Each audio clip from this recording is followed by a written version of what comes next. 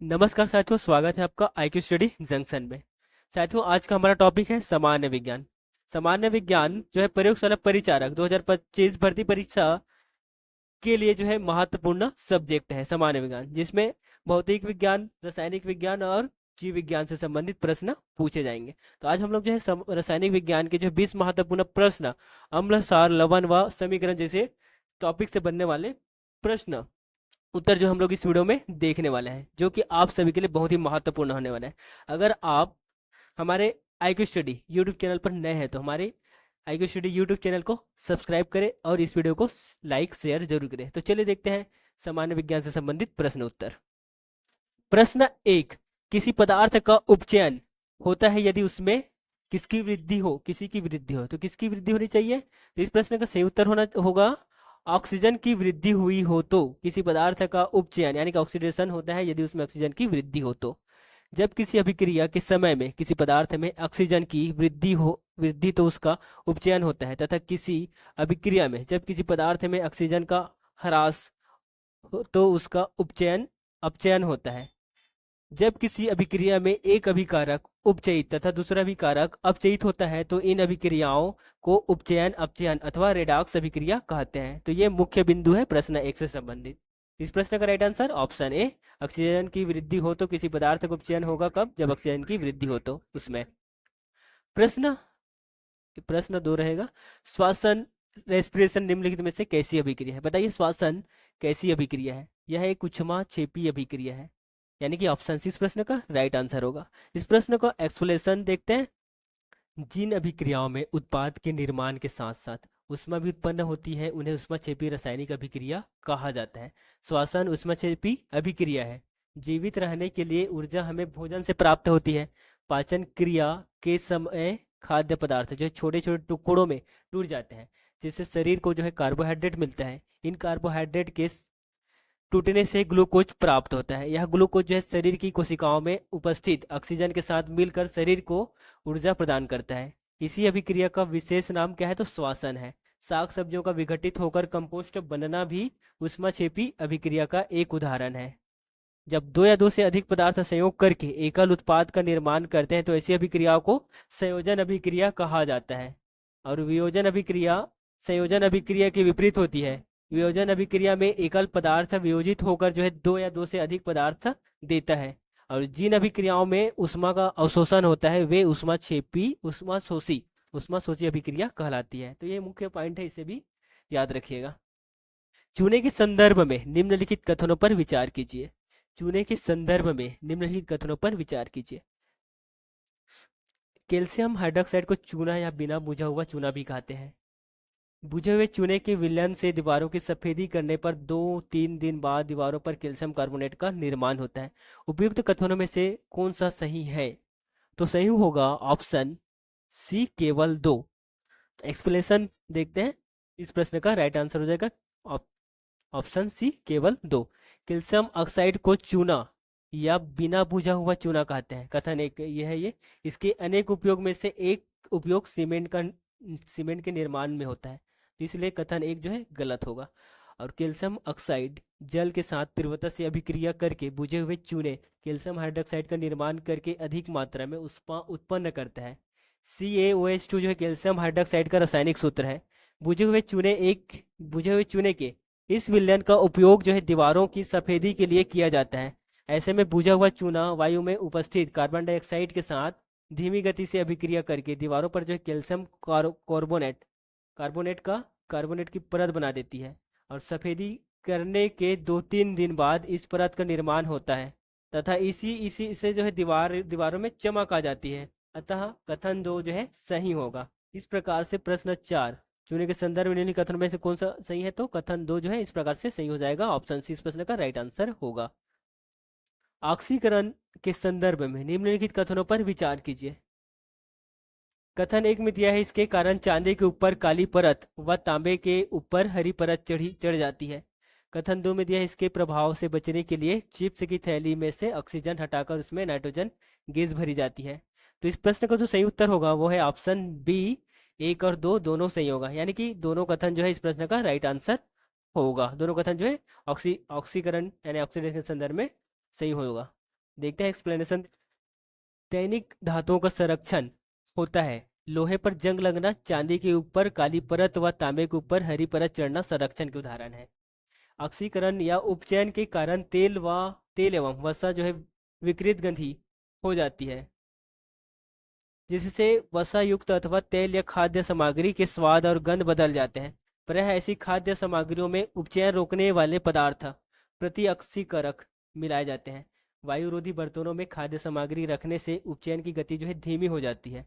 Chips बनाने वाले chips की थैली में से जो है ऑक्सीजन को हटाकर उसमें जो है नाइट्रोजन जैसी कम सक्रिय वाली गैस जो है भर दी जाती है, ताकि चिप्स का उपचयन ना हो सके। इस प्रकार से इस प्रश्न का सही उत्तर क्या होगा, तो ऑप्शन बी 1 और 2 दोनों कथन जो है इस प्रकार से ऑक्सीकरण के संदर्भ में सही होगा।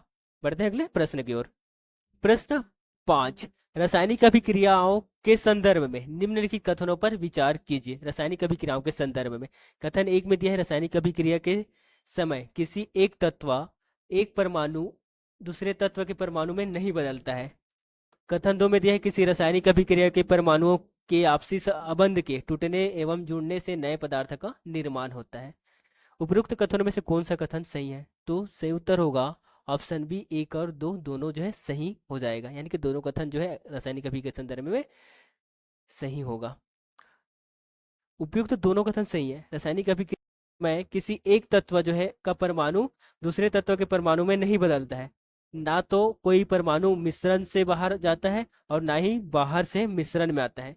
वास्तव में किसी रासायनिक अभिक्रिया में परमाणुओं की आपसी अबंध को टूटने एवं जोड़ने से नए पदार्थ का निर्माण होता है। तो इस प्रकार से ऑप्शन बी 1 और 2 यानी कि दोनों कथन इस रासायनिक अभिक्रिया के संदर्भ में सही होगा। बढ़ते हैं अगले प्रश्न की। प्रश्न 6, लिटमस विलयन जब ना तो अम्लीय होता है ना तो क्षारीय, तब वह किस रंग का होता है। लिटमस विलयन जब ना तो अम्लीय होता है ना तो क्षारीय होता है, तब वह जो है बैगनी रंग का होता है, यानी कि ऑप्शन ए इस प्रश्न का राइट आंसर होगा। एक्सप्लेनेशन, लिटमस विलयन बैगनी रंग का रंजक होता है जो थैलोफाइटा समूह के लीचेन पौधे से निकाला जाता है। प्रायः जो है इसे सूचक की तरह उपयोग किया जाता है। लिटमस विलयन जब ना तो अम्लीय होता है ना ही क्षारीय, तब यह जो है बैगनी रंग की का ही होता है। तो ये इंपॉर्टेंट पॉइंट है, इसे भी याद रखिएगा। लिटमस विलयन जब ना तो अम्लीय होता है ना तो क्षारीय होता है, तो बैगनी होता है, यानी कि ऑप्शन ए इस प्रश्न का राइट आंसर होगा। प्रश्न 7, निम्नलिखित में से कौन सा तत्व सभी अम्लों से निश्चित रूप में उपस्थित होता है, तो सही उत्तर हो जाएगा हाइड्रोजन, यानी कि ऑप्शन इस प्रश्न का राइट आंसर होगा। सभी अम्लों में हाइड्रोजन तत्व निश्चित रूप से उपस्थित होता है। इसी कारण धातु के साथ अभिक्रिया करने पर लगभग सभी अम्ल हाइड्रोजन गैस उत्पन्न करते हैं। तो हाइड्रोजन जो है एक ऐसा तत्व है जो सभी अम्लों में निश्चित रूप में उपस्थित होता है। क्या है, हाइड्रोजन। याद रखिएगा ऑप्शन इस प्रश्न का राइट आंसर होगा। प्रश्न 8, कपड़ों पर लगे हल्दी के दाग जब क्षार के प्रकृति वाला साबुन रगड़ते हैं तब उस धब्बे का रंग भूरा लाल हो जाता है, ऐसा इसलिए होता है। तो ऐसा किस लिए होता है, इस प्रश्न का राइट आंसर क्या होगा, तो सही उत्तर होगा हल्दी एक प्राकृतिक सूचक है। इस प्रश्न को एक्सप्लेनेशन के माध्यम से समझते हैं। एक्सप्लेनेशन देखते हैं इसका। देखो, कपड़ों पर लगे हल्दी के दाग पर जब क्षार किया प्रकृति वाला साबुन रगड़ते हैं तब उस धब्बे का रंग जो है भूरा लाल हो जाता है। ऐसा इसलिए होता है क्योंकि हल्दी एक प्राकृतिक सूचक है। बहुत सारे प्राकृतिक पदार्थ जैसे लाल लाल पत्ता गोभी, हल्दी, हाइजेंड्रिया, पेटूनिया एवं जेरानियम जैसे कई फूलों की रंगीन पंखुड़ियां रंग में परिवर्तन के द्वारा किसी विलयन में अम्ल एवं क्षारक की उपस्थिति को सूचित करते हैं। अम्ल एवं क्षारक की जांच के लिए संश्लेषित सूचक जैसे मेथिल ऑरेंज एवं फिनाल्फथेलिन का भी उपयोग होता है। कुछ ऐसे पदार्थ भी होते हैं जिनकी गंध अम्लीय या क्षारकीय माध्यम में बदल जाती है, इन्हें गंध्य सूचक कहते हैं। तो इस प्रकार से जो है पर लगे हल्दी के दाग पर जब जो क्षार के प्रकृति वाला साबुन रगड़ते हैं तब उस धब्बे का रंग भूरा लाल हो जाता है। ऐसा इसलिए होता है क्योंकि हल्दी एक प्राकृतिक सूचक है, यानी कि ऑप्शन सी इस प्रश्न का राइट आंसर हो जाएगा। प्रश्न 9, अम्ल तथा क्षारक के संदर्भ में निम्नलिखित कथनों पर विचार कीजिए। कथन 1 में दिया है, अम्ल का स्वाद कड़वा जबकि क्षारकों का स्वाद खट्टा होता है। अम्ल नीले लिटमस को जो है लाल, जबकि क्षारक लाल लिटमस को नीला कर देता है। अम्ल और क्षारक दोनों विद्युत के सुचालक होते हैं। उपयुक्त कथन में से कौन सा सत्य है? तो बताइए सत्य कथन कौन सा है? केवल दो जो है इस प्रश्न का राइट आंसर हो जाएगा, यानी कि ऑप्शन बी सही उत्तर होगा। अम्ल जो है नीले लिटमस को लाल, जबकि क्षारक लाल लिटमस को नीला कर देता है। इसे समझते हैं एक्सप्लेनेशन के माध्यम से। का स्वाद खट्टा होता है, जबकि क्षारकों का स्वाद जो है कड़वा होता है। अतः कथन एक जो है इस प्रकार से गलत होगा। और अम्ल जो है नीले लिटमस पत्र पत्र को जो है लाल कर देता है, जबकि क्षारक लाल लिटमस को नीला कर देते हैं। तो लिटमस एक जो है प्राकृतिक सूचक है। अतः कथन दो जो है इस प्रकार से सही होगा। अम्ल और क्षारक दोनों विद्युत के कुचालक होते हैं। ये दोनों केवल अपने जल विलयन में ही विद्युत चालकता दर्शाते हैं। ऐसे इसलिए होता है क्योंकि अम्ल और क्षारक दोनों केवल अपने जल विलयन में ही क्रमशः हाइड्रोजन और हाइड्रोक्साइड आयन का निर्माण करते हैं। अतः कथन इस प्रकार से असत्य होगा। तो इस प्रश्न का जो राइट आंसर वह है कथन दो, जो है अम्ल नीले लिटमस को लाल, जबकि क्षारक लाल लिटमस को नीला कर देता है, जो अम्ल तथा क्षारक के संदर्भ में सही कथन होगा, यानी कि ऑप्शन बी सही उत्तर होगा। प्रश्न 10, मानव उदर के संदर्भ में निम्नलिखित कथनों पर विचार कीजिए। कथन एक, मानव उदर सल्फ्यूरिक अम्ल उत्पन्न करता है, जो उदर को हानि पहुंचाए बिना भोजन के पचन में सहायक होता है। कथन दो में दिया है कि अपच की स्थिति में मानव उदर बहुत अधिक मात्रा में अम्ल उत्पन्न करता है, जिससे उदर में जलन का अनुभव होता है। उपयुक्त कथनों में से कौन सा कथन सत्य है, यह बताना है। तो इसका आंसर होगा केवल दो, यानी कि अपच की स्थिति में मानव उदर बहुत अधिक मात्रा में अम्ल उत्पन्न करता है, जिससे उदर में जलन का अनुभव होता है। तो केवल जो है ऑप्शन बी इस प्रश्न का सही उत्तर होगा, केवल दो। एक्सप्लेनेशन देखते हैं। मानव उदर जो है हाइड्रोक्लोरिक अम्ल उत्पन्न करता है, जो उदर को हानि पहुंचाए बिना भोजन के पाचन में सहायक होता है। इसलिए जो है कथन एक गलत हो जाएगा। अपच की स्थिति में मानव उदर बहुत अधिक मात्रा में अम्ल उत्पन्न करता है, जिससे उदर में जलन और दर्द का अनुभव होता है। अतः कथन दो जो है सही होगा। इस दर्द से मुक्त होने के लिए एंटेसिड जैसे क्षारकों का उपयोग किया जाता है। यह एंटेसिड अम्ल की अधिक की मात्रा को उदासीन करता है। इसके लिए magnesium hydroxide, milk of magnesia जैसे दुर्बल क्षारक का उपयोग किया जाता है। तो इस प्रश्न का राइट आंसर होगा ऑप्शन बी, केवल दो। बढ़ते हैं अगले प्रश्न की ओर। प्रश्न 11, पीएच स्केल के संदर्भ में निम्नलिखित कथनों पर विचार कीजिए। कथन एक, इससे सामान्यतः 0 से 14 तक पीएच ज्ञात कर सकते हैं। कथन दो में दिया है कि किसी विलयन में हाइड्रोनियम आयन की सांद्रता जितनी अधिक होती है, उसका पीएच उतना ही अधिक होता है। कथन तीन, किसी भी उदासीन विलयन के पीएच का मान 7 होता है।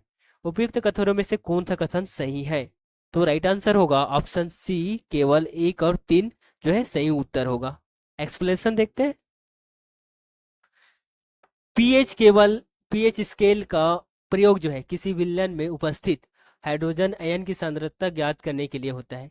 इस पीएच स्केल से सामान्यतः 0 से 14 तक पीएच ज्ञात कर सकते हैं। पीएच एक ऐसी संख्या है जो विलयन की अम्लता अथवा क्षारकीयता को दर्शाती है। अतः कथन एक सही है। इस प्रकार से किसी विलयन, कथन दो, जिसमें किसी विलयन में हाइड्रोनियम आयन H3O+ की सांद्रता जितनी अधिक होगी, उसका पीएच उतना ही कम होगा।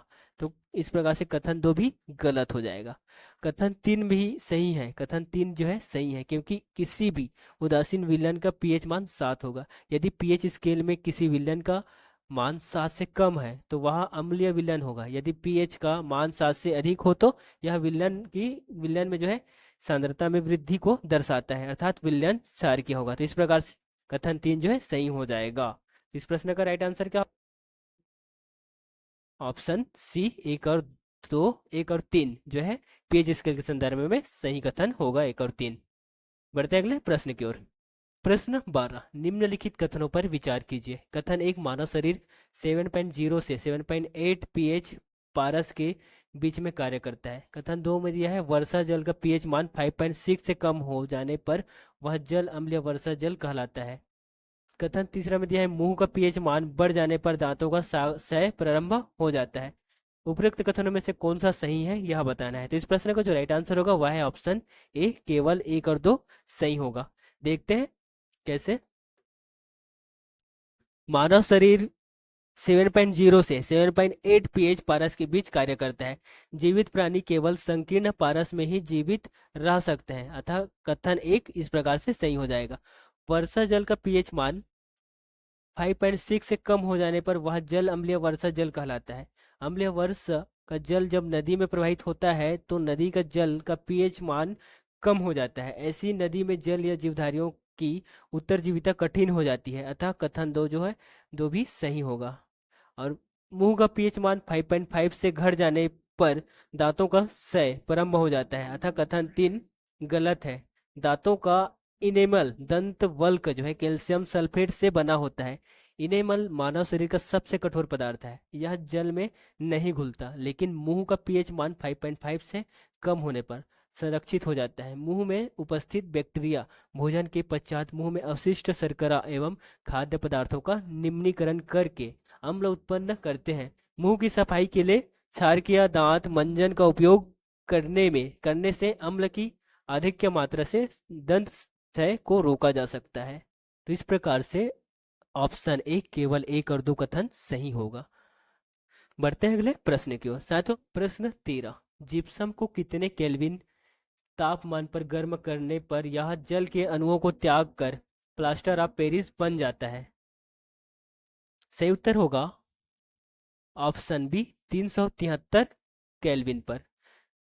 जिप्सम को जो है 373 केल्विन पर गर्म करने पर यह जल के अणुओं को त्याग कर calcium sulphate अर्धहाइड्रेट hemihydrate CaSO4 1.1/2 H2O बनाता है। इसे ही प्लास्टर ऑफ पेरिस कहा जाता है। इस पदार्थ का उपयोग जो है डॉक्टर जो है टूटी हुई हड्डियों को सही स्थान पर स्थिर रखने के लिए करते हैं। प्लास्टर ऑफ पेरिस एक सफेद चूर्ण है जो जल में मिलाने पर जिप्सम बनकर कठोर ठोस पदार्थ प्रदान करता है। प्लास्टर ऑफ पेरिस का उपयोग जो है खिलौने बनाने या सजावट का सामान एवं सतह को चिकना करने में किया जाता है। तो इस प्रकार से जो जिप्सम कितने केल्विन तापमान पर गर्म करने पर यह जल के अणुओं को त्याग कर प्लास्टर ऑफ पेरिस बन जाता है, तो 373 केल्विन पर, यानी कि ऑप्शन बी इस प्रश्न का राइट आंसर होगा। प्रश्न 14 देखते हैं। सूची एक को सूची दो से सुमेलित कीजिए और सूचियों की नीचे दिए गए कोड का प्रयोग कर सही उत्तर चुनिए। सूची एक में जो है प्राकृतिक स्रोत है और सूची दो में अम्ल है, इसको सुमेलित करना है। मधुमक्खी का डंक जो है कौन सा एसिड है, तो मधुमक्खी का डंक जो है मेथेनॉइक अम्ल होगा, यानी कि दो होगा, दो इसमें है, दो इसमें भी है, और बी होगा, ये बी में भी होगा दो। तो ये दोनों ऑप्शन सही लग रहा है। देखते हैं। इमली, इमली का जो है ये हो जाएगा, इमली तो खट्टा होता है, तो ये जो है खट्टा जो है टर्टरिक अम्ल, यानी कि टर्टरिक एसिड जो है खट्टा होता है, इमली हो जाएगा। तो इसका बी का दो होगा, तो ये वाला ऑप्शन लग रहा है सही।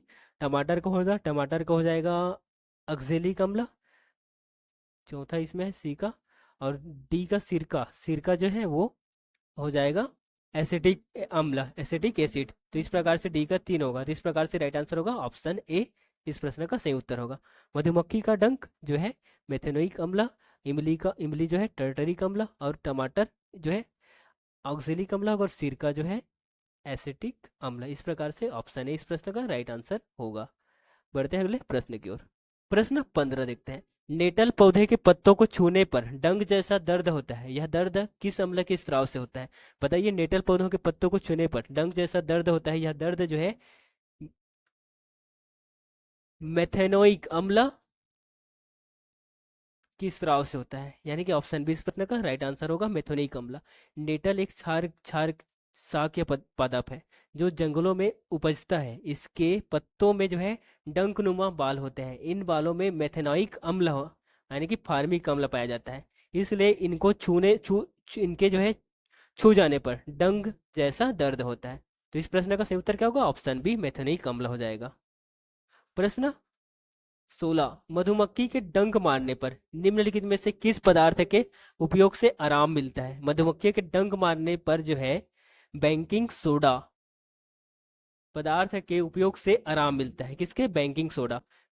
मधुमक्खी के डंक मारने पर डंक मारे गए अंग में दुर्बल क्षारकों के उपयोग से आराम मिलता है। क्योंकि बेकिंग सोडा भी एक दुर्बल क्षारक है, इसलिए डंक मारे गए अंग में इसका उपयोग से आराम मिलता है। बेकिंग सोडा क्या है? एक दुर्बल क्षारक है। तो इस प्रश्न का राइट आंसर क्या होगा? ऑप्शन डी, बेकिंग सोडा होगा। नेक्स्ट क्वेश्चन की ओर चलते हैं। 17। किस गैस के कारण पाव रोटी या केक फूलकर मुलायम और स्पंजी हो जाता है? तो बताइए किस गैस के कारण जो है पाव रोटी या केक फूलकर मुलायम और स्पंजी हो जाता है? तो कार्बन डाइऑक्साइड गैस के कारण होता है। कार्बन डाइऑक्साइड गैस के कारण जो है पाव या केक एवं वह अन्य खाद्य पदार्थ को तैयार करने की प्रक्रिया में उनमें जो है बेकिंग पाउडर पाउडर मिलाया जाता है। बेकिंग पाउडर बेकिंग सोडा एवं टर्टरिक अम्ल जैसे एक मंद खाद्य अम्ल का मिश्रण है। जब बेकिंग पाउडर को गर्म किया जाता है या जल में मिलाया जाता है तो बेकिंग सोडा एवं टर्टरिक अम्ल की अभिक्रिया से कार्बन डाइऑक्साइड गैस जो है उत्पन्न होता है। इसी कार्बन डाइऑक्साइड के कारण पाव रोटी या केक जो है फूल कर मुलायम एवं स्पंजी हो जाता है। तो इस प्रश्न का सही उत्तर क्या होगा? ऑप्शन डी, कार्बन डाइऑक्साइड हो जाएगा। बढ़ते हैं अगले प्रश्न की ओर। 18 देखते हैं। निम्नलिखित में से किसका उपयोग सोडा अम्ल अग्निशामक के रूप में किया जाता है? सही उत्तर होगा बेकिंग सोडा। बेकिंग सोडा का उपयोग जो है सोडा अम्ल अग्निशामक के रूप में किया जाता है। बेकिंग वो जो है sodium hydrogen carbonate NaHCO3 sodium bicarbonate मीठा सोडा तथा खाने का सोडा आदि नामों से भी जाना जाता है। यह जो है एसिटिक का संगठक भी है। क्षारीय होने के कारण यह पेट में अम्ल की अधिकता को उदासीन करके राहत पहुंचाता है। इसका उपयोग जो है सोडा अम्ल अग्निशामक में भी किया जाता है। तो बेकिंग सोडा का उपयोग जो है अम्ल अग्निशामक रूप में किया जाता है, यानी कि ऑप्शन सी इस प्रश्न का राइट आंसर होगा। विरंजक चूर्ण यानी कि ब्लीचिंग पाउडर के संदर्भ में दिए गए कथनों पर विचार कीजिए। कथन एक, हाइड्रोजन गैस का उपयोग विरंजक चूर्ण के उत्पादन के लिए किया जाता है। कथन दो में, इसका उपयोग पीने वाले जल को जीवाणुओं से मुक्त करने के लिए रोगाणुनाशक के रूप में किया जाता है। कथन तीन, विरंजक चूर्ण का उपयोग जो है कई रासायनिक उद्योगों में एक उपचयक के रूप में होता है। उपरोक्त कथनों में से जो है कौन सा सही है यह बताना है। तो राइट आंसर होगा ऑप्शन सी, केवल एक और दो, यानी कि एक और तीन हो जाएगा। एक और तीन जो है कथन सही होगा, ऑप्शन सी। देखते हैं कथन में जो है गलत क्यों है। तो क्योंकि विरंजक चूर्ण के उत्पादन में क्लोरीन गैस का उपयोग किया जाता है। इसे शुष्क बुझे हुए चूने पर क्लोरीन की क्रिया से प्राप्त किया जाता है। इसका सूत्र COCl2 होता है। विरंजक चूर्ण का उपयोग पीने के पानी को जीवाणु मुक्त करने के लिए रोगाणुनाशक के रूप में किया जाता है। अतः कथन दो जो है इस प्रकार से सही होगा। और कथन जो तीन में जो है इसका उपयोग कई रासायनिक उद्योगों में उपचयक के रूप में किया जाता है। अतः कथन इस प्रकार से सही होगा। इसके अतिरिक्त जो इसका उपयोग वस्त्र उद्योग में सूती और लिनेन कागज की फैक्ट्री में लकड़ी के मज्जा वुड पल्प एवं लॉन्ड्री में साफ कपड़ों के विरंजक के लिए भी बेहद इस स्तर पर किया जाता है, बृहद स्तर पर किया जाता है। इस प्रकार से ऑप्शन सी केवल एक और तीन कथन सही हो जाएगा प्रश्न 19 के संदर्भ में। बढ़ते हैं अगले प्रश्न की ओर। प्रश्न देखते हैं। धावन सोडा के संदर्भ में दिए गए कथनों पर विचार कीजिए। कथन एक में दिया है, इसका उपयोग जल की स्थायी कठोरता दूर करने के लिए किया जाता है। दूसरा कथन में इसका उपयोग घरों में साफ सफाई के लिए होता है। तीसरा कथन इसका उपयोग जो है कांच साबुन एवं कागज उद्योगों में होता है। उपयुक्त कथन में से कौन सा सही है? तो तीनों कथन जो है सही हो जाएगा, यानी कि ऑप्शन डी इस प्रश्न का राइट आंसर होगा। एक दो तीन तीनों कथन जो है सही हो जाएगा। देखते हैं एक्सप्लेनेशन। उपयुक्त सभी कथन सही है।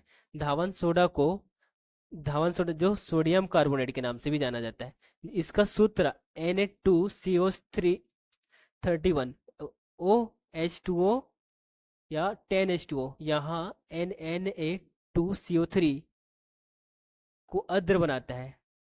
यह भी क्षार के लवण है। यह सोडियम क्लोराइड से प्राप्त किया जा सकता है। बेकिंग सोडा को गर्म करके इसे प्राप्त किया जा सकता है। जल की स्थायी कठोरता को हटाने के लिए इसका उपयोग होता है। ऐसे जल को कठोर जल हार्ड वाटर कहते हैं, जिसमें खनिज लवणों की अधिकता हो। इसमें कैल्शियम व मैग्नीशियम बाइकार्बोनेट का कार्बोनेट की उपस्थिति रहते हैं। इसकी सरल पहचान है कि यह साबुन के साथ फैन झाग उत्पन्न करता है। उल्लेखनीय है कि भारी जल कठोर जल से अलग अवधारणा है। तो इस प्रकार से ऑप्शन डी इस प्रश्न का राइट आंसर होगा। 1 2 3 ये तीनों कथन जो है सही होगा धावन सोडा के संदर्भ में। तो साथियों ये थे सामान्य विज्ञान से संबंधित महत्वपूर्ण प्रश्न। अगर आपको यह वीडियो पसंद आया तो हमारी इस वीडियो को लाइक करें, शेयर करें और हमारे यूट्यूब चैनल को सब्सक्राइब करें। मिलते हैं नेक्स्ट वीडियो में, तब तक के लिए जय हिंद जय भारत।